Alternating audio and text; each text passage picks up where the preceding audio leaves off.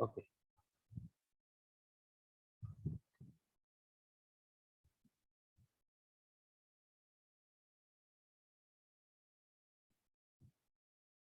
So, good morning, all. So, today we are going to be discuss a new topic, that is thermal and or temperature stresses. So, in the last few classes, we have discussed about the direct stress or stress due to self weight, elongation due to self weight, and today we are going to be discuss the thermal or temperature stresses. As the name implies, thermal or temperature, it means the stress is produced due to the change in the temperature. So here the cause of stresses is the temperature or thermal effect. Okay, so this simple concept we are going to be understand today. So let's see the next slide. The thermal stresses, simply you can see here, the thermal stresses are the stresses induced in a body due to change in temperature. Thermal stresses are set up in the body when the temperature of body is raised or lowered and body is restricted from expansion and contracting. The simple, in simple word, I can say, for induce the thermal stresses, there are two conditions you have to be fulfilled. One is must be there is change in temperature, maybe temperature raised or lower, and the body must be restricted from the expansion or contracting. If you not allow anybody to expand or contract, then only the thermal stress set up in the body. If you are allowed to expand or contract, if it is freely laid down somewhere, so stress will not be induced in the body. इसका मतलब ये है कि अगर आप कोई भी एक रॉड है, whatever the land you keep in just ground without restricting their end, तो आप क्या होगा, वो रॉड टेम्परेचर वेरिएशन होगा, वो एक्सपांशन या कॉन्ट्रैक्शन तो होगा, बट बिकॉज वो फ्री है, so there will not be any thermal stress induced in that material. So to get the thermal stress, we have to be restrict the expansion or contraction of the body. ये चीज you keep in your mind. So thermal stress, there are two conditions. You know how it is set up in the body. That is change in temperature or restriction from expansion and contraction. So let's see. Suppose a bar, what we can see in the diagram, having d is the diameter and L is the length of a rigidly between the two support. This is a fix. यहाँ fix किया हमने. This is a fix. This is fix. Then we raise the temperature up by delta T degree centigrade. Then what will be thermal expansion in the bar? This is the simple formula or relation for the thermal expansion of any object when there is change in temperature. That is alpha del T L, where alpha is the coefficient of linear expansion, or you can say the coefficient of thermal expansion. So every material having some amount of this coefficient and this already known value. So in if it is come in the numerical, this value is provided in the question, so you can easily calculate the free expansion in the bar. So you know the free expansion. This is a formula. Free expansion का formula है, या you can use this formula directly. Alpha del T L, ये वाला जो है, you can use that. Okay, and it is not a new one. You already studied this thing in the physics. Okay, So you are already familiar with this relation. So alpha del TL. So next, see the next slide. If you know the change in length, how? Suppose this is a rod और ये rod कितने की है, 1 metre की. This is a 1 meter rod. If the temperature rise, so it will be definitely expand. ये क्या होगी, expand होगी. ठीक है. और वो expansion suppose इतना हो गया और now it's become 1.1 meter. This expansion is happen because of rise in temperature. So we can say the change in length of this bar is 1.1 minus 1, that is 0.1. ठीक है. So this 0.1 is change in length. It is equal to, आप देखो किसके, जो free expansion value है, means what, how much free expansion is there, जो अभी आपने देखा, alpha del T into length of the bar. So ये जो है ये रिप्रेजेंट कर रहा है that change in length. Directly you can say this is a del L. ये चेंज इन लेंथ को ही रिप्रेजेंट कर रहा है in case of thermal expansion. So once you know this change in length, so you can calculate the strain.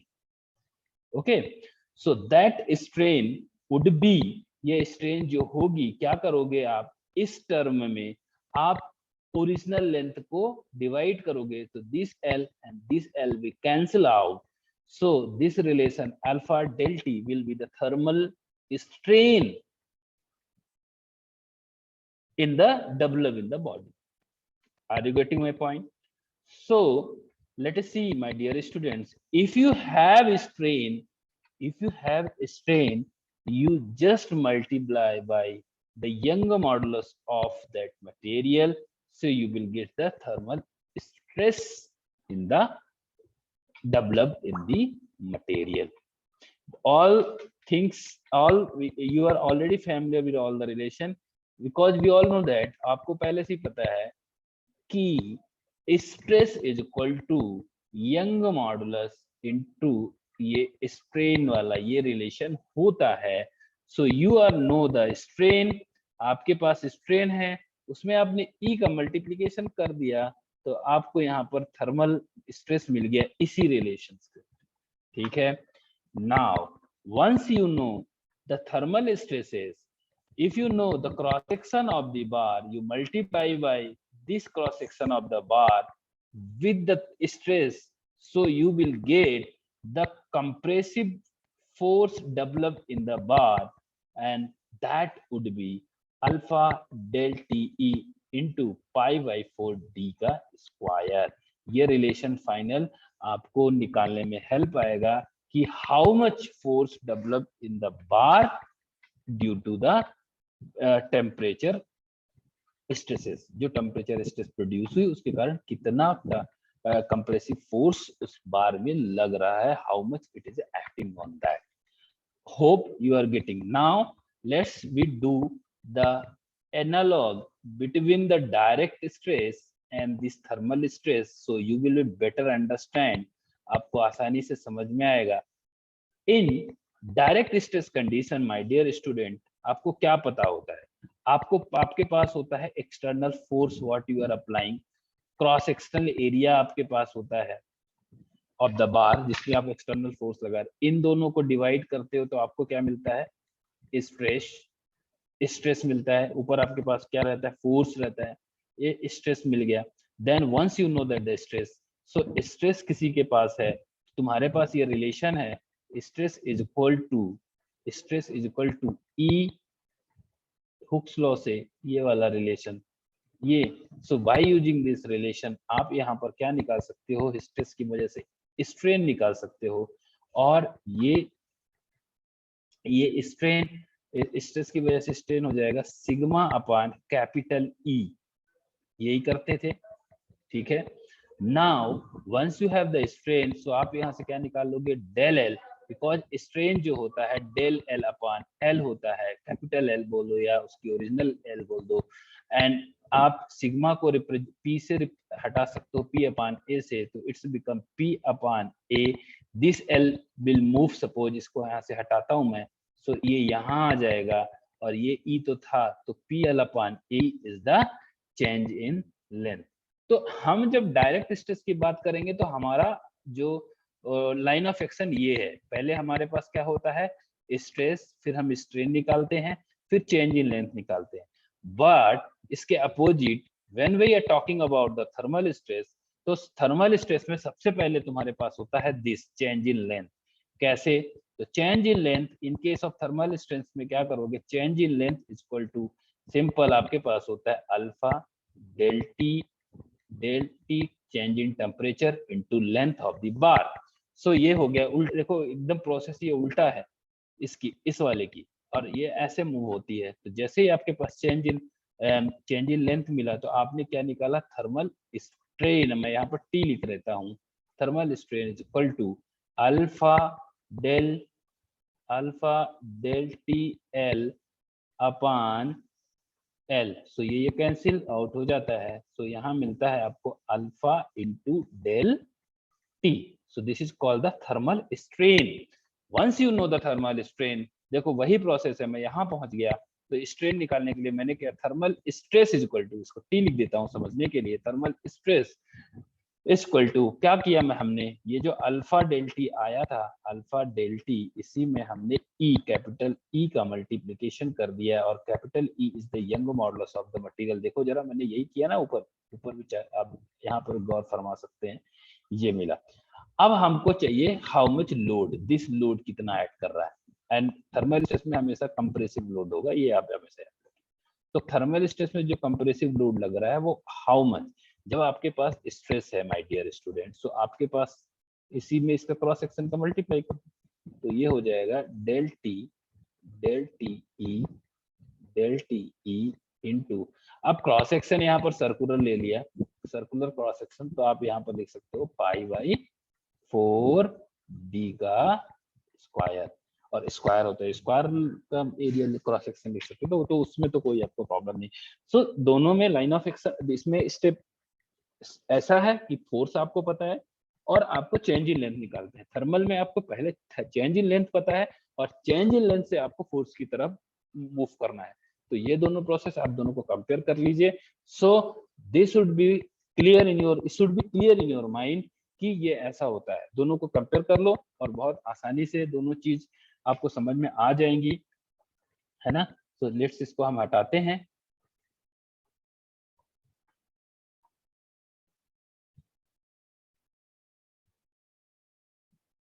and let's see in the next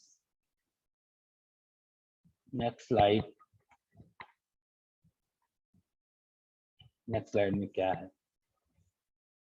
सो ये question है, चलिए समझते हैं, बहुत आसान क्वेश्चन है, और what we are understood in the last slide, उसको यहाँ पर आप अप्लाई करके देखोगे तो you will be definitely enjoy कि आपको उसका एप्लीकेशन मिल गया। तो सिंपल प्रॉब्लम, बहुत कंसेप्चुअल है, थोड़ा सा कॉन्सेप्ट है, and if you able to understand that concept, so बहुत मजा आ जाएगा आपको। चलिए समझते हैं। rail line is laid so that there is no stress in the rail. Rail means rail that पटरी है ना, जिसमें ट्रेन चलती है, वो उसी को रेल बोलते हैं। So there is no stress at the temperature 30 degree centigrade. The rail are 30 metre long, 30 metre की है वो पटरी, and there is a clearance of 5 mm between the rails. If the temperature of the rail rises to 60 degree centigrade, the what is the stress developed in the rail? हमको stress निकालना है कितना उस rail में, एक rail में develop हुआ, we have to be calculated. सो तीन ये सारी चीजें जो गिवन है, ये मटेरियल भी अल्फा भी दिया है, दैट इज 11.5 into 10⁻⁻, पर degree centigrade and young modulus is 210 giga pascal. ठीक है, सो ये सारी चीजें यहाँ पर हमको हमारे पास।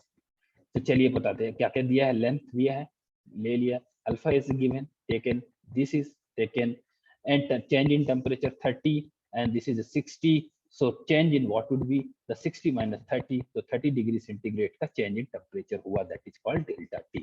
free expansion of the rail formula आपके पास पता है, alpha del T into L, alpha value we know that, temperature raises कितना है वो पता है, change in temperature, and the length of the rail is 30 meter, और मीटर को कन्वर्ट करिए आप mm में, तो it would be, ये आपका 30 से 30,000 30,000 हो जाएगा, और मल्टीप्लाई किया तो हमको मिला 10.35 mm।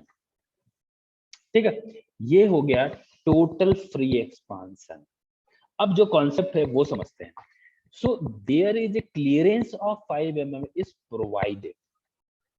सो रेल की पटरी है, क्लियरेंस आपने 5 mm प्रोवाइड किया है, तो ये 5 mm इसको ट्रेवल करने के लिए कोई रिस्ट्रिक्शन नहीं आ रहा है। तो जब तक रिस्ट्रिक्शन नहीं आएगा तो इसमें स्ट्रेस डेवलप नहीं होगी। जब ये डिस्टेंस 5 mm की ट्रेवल करके यहाँ पर स्ट्राइक करेगा और उसके बाद जितना भी एक्सपेंशन करने की कोशिश करेगा तो स्ट्रेस आया, देखो इसके बाद स्ट्रेस आएगा, क्योंकि वो एक्सपांड करेगा, क्योंकि उसका फ्री एक्सपेंशन इतना होता है 10.35, तो सो जो बचेगा इसमें 5 माइनस करने के बाद 5.35 का एक्सपेंशन करने के लिए वो स्ट्रेस जनरेट करेगा। सो कॉन्सेप्ट यहाँ ये है कि जो भी फ्री एक्सपेंशन, फ्री वाली वैल्यू होगी, पहले आप उसको टोटल एक्सपेंशन से कम करो, माइनस करो, देन जो वैल्यू आएगी उसको से निकाल के स्ट्रेस निकालो, फिर उससे निकाल के स्ट्रेन निकालो, फिर स्ट्रेस निकालो। सिंपल कॉन्सेप्ट ये है यहाँ। ठीक है, चलिए नेक्स्ट स्लाइड अपन इसको समझते हैं। So what is the clearance we have given in the 5 mm, already explained how we have to minus, because this 5 mm travel करने के लिए उसको कोई मेहनत, उसको रिस्ट्रिक्शन नहीं है, और ऑलरेडी भी डिस्कस द थर्मल स्ट्रेस तभी प्रोड्यूस होगी जब रिस्ट्रिक्शन लगेगा, नो रिस्ट्रिक्शन कोई फायदा नहीं। तो चलिए फ्री एक्सपांशन कितना था हमने निकाल लिया, तो free thermal expansion prevented by the rail कितना करेगा, that is 5.35 mm, and strain develop in the rail जो ये आया 5.35, इससे 30 उसकी टोटल लेंथ जो भी है 30,000 mm, उसको डिवाइड कर दीजिए, तो that is thermal strain. Once you know the thermal strain, तो ई यंग मॉडुलस से मल्टीप्लाई कर दो स्ट्रेन में, तो you will get compressive stress develop in the rail, that would be 2010 into 10⁻3, और ये वाला क्या है, दिस इज द स्ट्रेन, ये स्ट्रेन है। अब एक चीज और मैं बता रहा हूँ आपको, यहाँ समझना आपको, ये बड़ा बेसिक सा कॉन्सेप्ट है, आगे अब मैं फिर डिस्कस नहीं करूंगा। क्वेश्चन में आपको दिया था 210, क्या दिया था, 210 गीगा पास्कल वैल्यू ऑफ ई की वैल्यू यही दी थी। ठीक है, हमने इसको क्या किया, यहाँ डायरेक्ट रख दिया 210 into 10⁻3। चलिए इसको समझने की कोशिश करिए। 1 गीगा का मतलब होता है, जो जी है इसको गीगा बोलते हैं, ये गीगा का मतलब होता है 10⁹। पास्कल जो होता है उसको हम बोलते हैं न्यूटन पर मीटर स्क्वायर। ये बिल्कुल ध्यान से देखना, मैं लास्ट में लिखूंगा, इसके स्क्रीनशॉट ले लेना, जब मैं लिखूंगा सब कुछ आपको आसानी हो जाएगी। सो 1 गीगा का मीन्स 10⁹, पास्कल का मीन्स मतलब होता है न्यूटन पर मीटर का square. Now I want to be convert this newton per metre square into newton per mm square. हमको mm में करना है, क्यों, क्योंकि इसकी हम mm में कैलकुलेशन कर रहे हैं, पूरा कैलकुलेशन mm में लेके आए हैं, तो अगर मेरे को करना है तो मैं इसको करूंगा mm का स्क्वायर में कन्वर्ट करना है। तो क्या चेंजेस करूंगा, सो ये जो नीचे है मीटर, 1 मीटर में 10⁻³ mm होता है। तो क्या होगा, ये नीचे टर्म है, तो यहाँ ऊपर तुम्हारा ये गीगा का 10⁻9 था, नीचे कितना होता है, 1 में होता है 10⁻³ 10⁻3, लेकिन उसका स्क्वायर है तो ये इसके ये हो जाएगा 2, तो ये 6 हो जाएगा, तो यहाँ पर हो जाएगा 10 की पावर 6। तो 10 की पावर 6 और 9 ये कैंसिल होते हैं, तो यहाँ बचेगा कितना, 10 की पावर 3। तो Newton per mm square. So now आप ये कंक्लूड कर सकते हो कि कोई भी अगर गीगा पास्कल में दी है यूनिट, तो तुम उसको डायरेक्ट क्या लिख सकते हो, 10 की पावर 3 और यूनिट हो जाएगी न्यूटन पर mm स्क्वायर। सो ये चीज यहाँ डायरेक्ट कर दिया और बिल्कुल वैलिड है, आप कहीं भी डायरेक्ट यूज कर सकते हैं क्योंकि हम इंजीनियरिंग कर रहे हैं, ठीक है। हमको ये कहानी बताने की जरूरत नहीं है, but we need to be understand how it is happen. So ये इसके पीछे की स्टोरी है, आई ऑलरेडी एक्सप्लेन यू। आप इसको स्क्रीनशॉट ले सकते हैं इस पर्टिकुलर चीज का समझने का, क्योंकि मैं स्लाइड में तो ये मेंशन नहीं करूंगा। Now one term is also there very famous, that is mega pascal. Mega pascal भी बहुत फेमस है। तो हमको पता है मेगा का मतलब होता है 10 की पावर 6, और अभी हमने देखा पास्कल का मतलब होता है 10 की power Newton per metre square. अब यहाँ पर भी मेरे को इसको एमएम में करना है, मान लो न्यूटन पर एमएम स्क्वायर।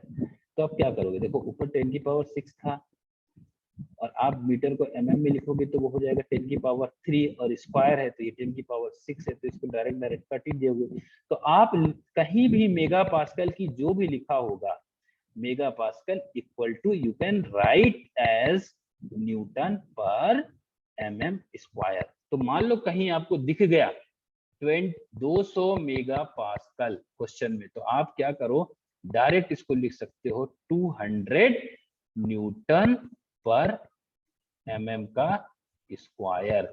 और कहीं अगर इसका दिखा जैसे 200 ये था 200 गीगा पास्कल, तो हमने 10 की पावर 3 के साथ में मल्टीप्लिकेशन कर दिया, तो वो direct Newton per mm square में कन्वर्ट होगा। तो दिस इज द वैल्यू। अब हम डायरेक्ट कभी न्यूमेरिकल करने वाले हैं, जितने भी आएंगे, जहां हमको गीगा दिखेगा, जहां हमको मेगा दिखेगा, तो हम डायरेक्ट यूज करेंगे। हम बीच का कन्वर्जन का डिस्कशन नहीं करने वाले, क्योंकि I already explain you how this thing happen. वही चीज यहाँ हुई है। ये देखो, ये आया था न्यूटन पर mm स्क्वायर, तो डायरेक्ट अभी हमने लिखा कि जहां पर भी आपको न्यूटन पर mm स्क्वायर को डायरेक्ट उसको मेगा पास्कल में लिख सकते हो, या वाइस वर्सा, जहां पर मेगा पास्कल हो उसको direct Newton per mm square में लिख सकते हो। और ये दिखे तो ये लिख सकते हो, ये तो ये ऐसे हो सकता है, ठीक है। तो hope you understood this things, ठीक है। चलिए आगे देखते हैं इसको। So now I am erasing all that. आप स्क्रीनशॉट ले लिए होंगे।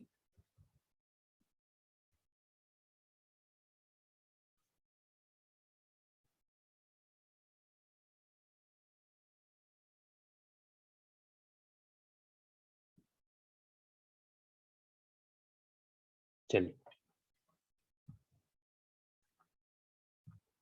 सो एक बहुत अच्छा कॉन्सेप्ट है ये वाला, जो हम आज में अभी थोड़ा सा देखने वाले हैं, 10 मिनट के अंदर हमको खत्म करना है, ठीक है। सो ये जो कॉन्सेप्ट है ना, अब एक बार थी, लेकिन अगर कंपोजिट कर दिया, कंपोजिट का मतलब होता है एक बार के अंदर एक एक बार है, उसके ऊपर दूसरे मटेरियल की कोटिंग कर दी गई, या दूसरे मटेरियल को श्रिंक फिट कर दिया गया हो।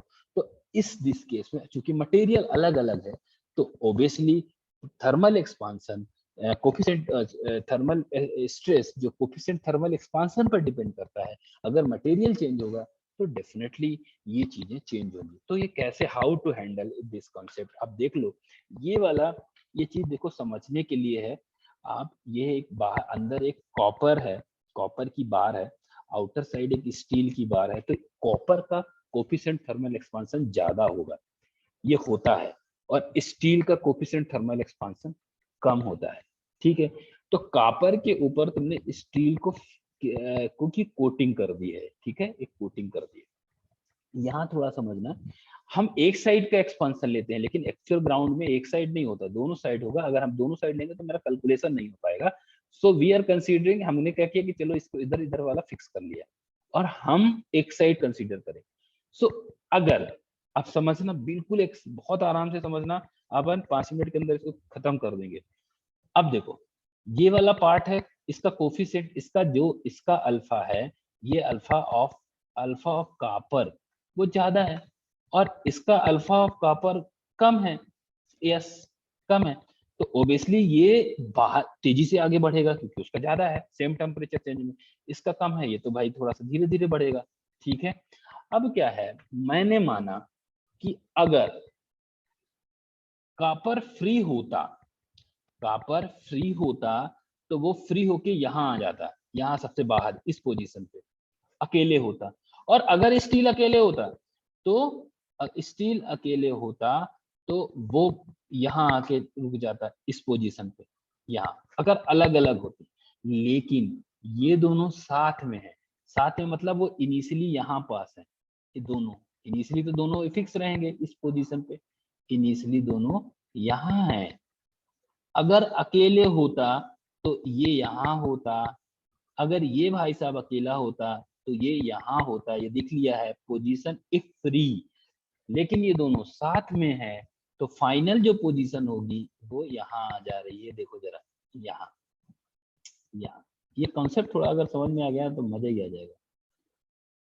ठीक है, देखो ये बोल रहा है कि मैं फ्री होता तो मैं यहाँ होता, और तुम अगर फ्री छोड़ते इसको तो ये भाई साहब यहाँ होते, लेकिन चूंकि इसका coefficient alpha is greater than coefficient of thermal expansion of steel, तो ये यहाँ आके रुक गए, मतलब इस स्टील ने इसको यहाँ नहीं जाने दिया और इस कॉपर ने इसको यहाँ नहीं रुकने दिया, इसका मतलब ये समझो कि ये यहाँ जाना चाह रहा तो इसने इसको खींच लिया इधर की तरफ पीछे की तरफ, और ये यहाँ रुकना चाह रहा था इसने इसकी अपनी तरफ खींचा, तो क्या हो गया, क्योंकि ये यहाँ रुकना चाह रहा था इसको खींचा तो इसमें इसमें क्या हो जाएगा, ये हो जाएगा टेंशन में, किसी को खींचो आगे की तरफ वो टेंशन, पीछे की तरफ दबाओ उसको तो कंप्रेशन, तो जिसका कोफिशिएंट ऑफ थर्मल एक्सपांशन ज्यादा होगा वो कंप्रेशन फील करेगा, जिसका कोफिशिएंट ऑफ थर्मल एक्सपांशन कम होगा वो टेंशन में रहेगा इन केस ऑफ कंपोजिट स्ट्रक्चर, ये कंपोजिट बार है। ठीक है, ये चीज समझ में आई, नहीं तो मैं फिर से समझा दूंगा, इसमें परेशान नहीं होना, कई क्लास ले लेंगे यहाँ पर, कोई दिक्कत नहीं है, इसको आगे थोड़ा सा करते हैं।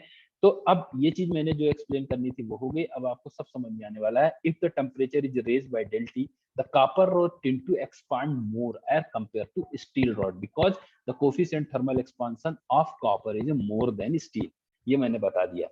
ठीक है, as the rod two material are joined together the rod is prevented to full expansion and put in the compression.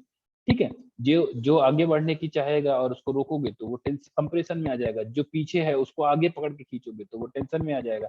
So this is the simple concept. चलिए अब मान लिया let's stress in copper rod is sigma C, stress in steel tube, क्योंकि वो खोखला है उसको tube नाम दिया, ठीक है, उसके अंदर रॉड है तो tube is sigma s and cross sectional area of the copper rod is AC and steel के लिए S यूज किया है, कॉपर के लिए C cross section of the steel tube under the equilibrium। अब समझो इक्विलिब्रियम में है ना, वो दोनों साथ में ही रहेंगे, मैं उसको अलग अलग तो नहीं कर सकता, तो इसका मतलब एक में जो टेंशन फोर्स डेवलप हो रही है दूसरे में जो कंप्रेशन हो रहा है वो दोनों बराबर है, तो we can say that under the equilibrium the ये क्या हो सिग्मा और क्रॉस सेक्शनल एरिया फोर्स कहलाएगा, तो जो टेंसाइल फोर्स डेवलप हो रही है किसमें, इसमें स्टील में, वो बराबर होगी जो कंप्रेसिव फोर्स डेवलप हो रही है कॉपर में, तो ये हम लोग सिग्मा एस ए बराबर equal to sigma C A the, ठीक है, let's alpha S is the coefficient of thermal expansion और linear expansion in steel and alpha C is the coefficient of thermal linear expansion in the copper. ठीक है, ये हमको समझ में आ गया।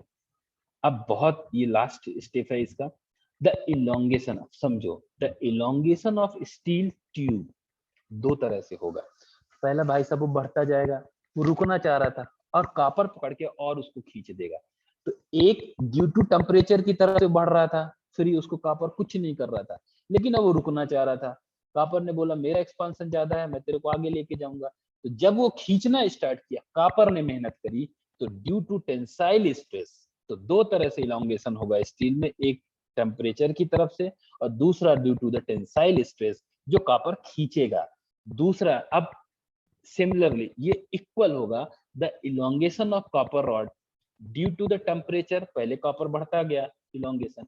अब कॉपर बोल रहा था नहीं मैं आगे जाना चाह रहा हूँ, लेकिन स्टील बोलेगा नहीं मैं नहीं यहाँ नहीं रुक रहा, मैं तेरे को खींचूंगा। तो जब स्टील ने खींचा कॉपर को पीछे की तरफ तो उसमें कंप्रेसिव स्ट्रेस डेवलप हो गई। तो उस कंप्रेसिव स्ट्रेस के कारण दोनों, लेकिन वो दोनों एक दूसरे को छोड़ नहीं सकते क्योंकि श्रिंक फिट है। तो उस केस में ये इक्वेशन वैलिड होगी। तो that would be the temperature strain plus tensile strain in steel equal to temperature strain minus compressive strain in the copper. So हम लिख सकते हैं alpha alpha S del T plus sigma S upon E equal to alpha C del T minus, क्योंकि copper में compression है, minus sigma C upon E. इसको rearrange करेंगे so we can write this as sigma S upon E S plus sigma C upon E C minus alpha S del T. और बस अब इसको हम ये स्ट्रेन ही तो है, ये तो स्ट्रेन की वैल्यू है, तो ऐसे भी लिख सकते हैं। तो मेन आपको जो काम की चीज है ये रिलेशन ये वाला याद रखना है आपको, दिस वन, इससे आपका काम होने वाला है आगे पूरा रिलेशन। तो ये आया यहाँ से, तो यहाँ पर ये दोनों प्लस में रहेगा, इसमें जिसका कोएफिशिएंट ऑफ थर्मल एक्सपांशन ज्यादा है उसमें ये माइनस करके डेल्टी लगा के ऐसा कुछ याद रख लेना। ये once you remember this relation तो आगे को आपको बहुत आसानी होगी, you can easily understand this. So hope you have got this concept. Thank you so much for being